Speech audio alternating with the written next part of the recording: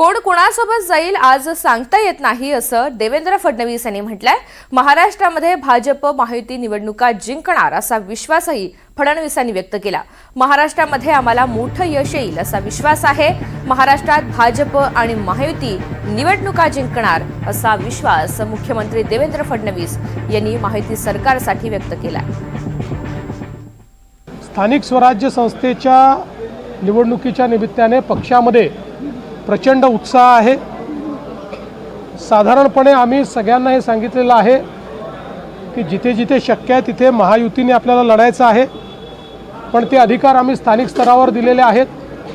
अध्यक्षांनी स्पष्टपणे सांगितलं आहे की स्थानिक नेतृत्व जो निर्णय करेल तोच निर्णय मान्य असेल। मात्र जिथे युती होऊ शकणार नाही काही कारणाने त्या ठिकाणी मित्र पक्षांवर कोणीही टीका करणार नाही। काही ठिकाणी ही मैत्रीपूर्ण लढत असेल अशा प्रकारचा निर्णय देखील घेण्यात आलेला आहे आणि कार्यकर्त्यांनी ते मान्य केलं आहे।